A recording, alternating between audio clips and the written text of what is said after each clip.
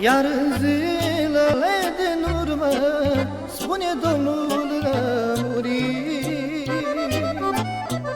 că mulți lupi intră în turmă și de păstorul iubit, că mulți vor fugi de turmă și de păstorul iubit.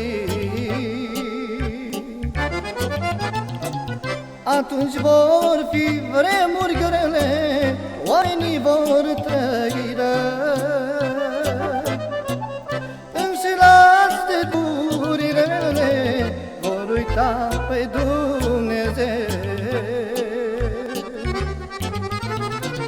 Înșelați de duri rele, vor uita pe Dumnezeu.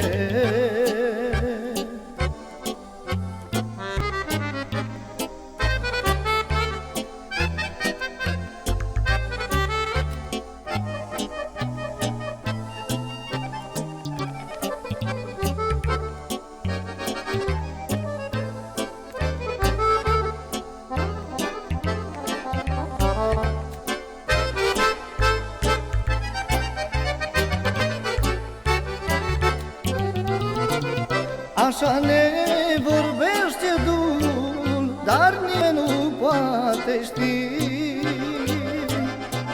timpul când astfel de vremuri peste oameni vor veni.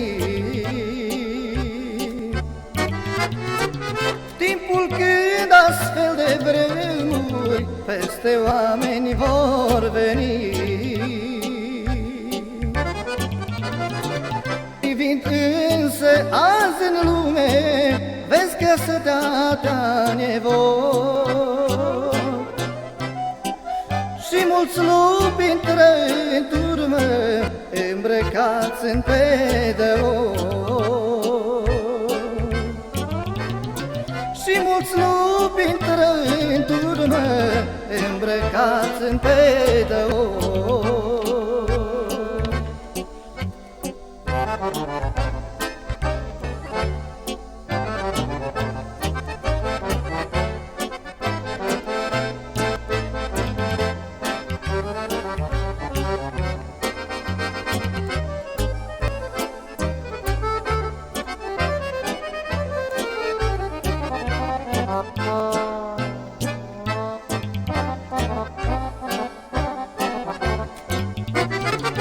Poftele cele deșarte, surorile lui Satan, se mulțesc văzând cu ochii mai în fiecare an. Se mulțesc văzând cu ochii mai în fiecare an. Lăcomia de avere pe mulți creștini a cuprins și orbiți de această mreajă se duc spre focul nestins. Și orbiți de această mreajă se duc spre focul nestins.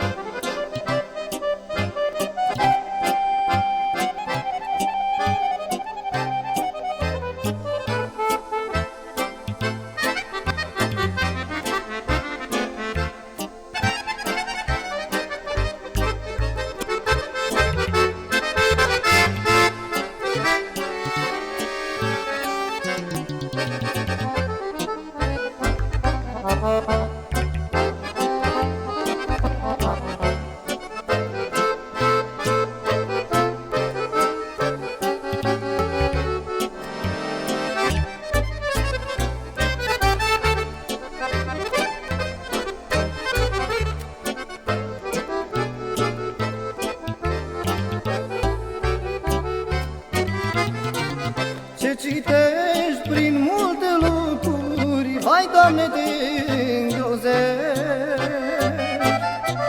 Numai crime, numai certuri, toate lucrări diavolești.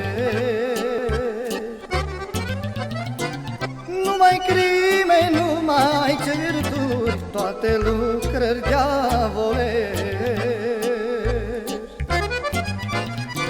Și așa creștinii noștri merg din rău încă mai rău. Se înșală unii pe alții și-au uitat pe Dumnezeu.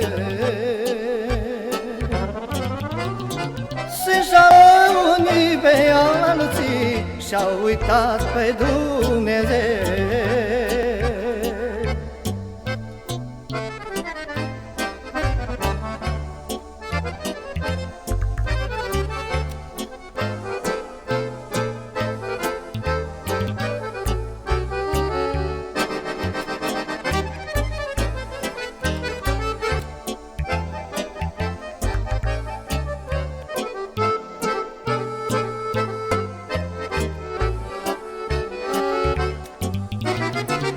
Nu cumva acele vremuri despre care ni s-au spus sunt tocmai cele de astăzi, când am uitat pe Iisus. Sunt tocmai cele de astăzi, când am uitat pe Iisus. Privegheați, ne spune Domnul, neîncetați să vă rugați, căci nu știți ziua nici ceasul când la cer veți fi chemat. Căci nu știți ziua nici ceasul când la cer veți fi chemat.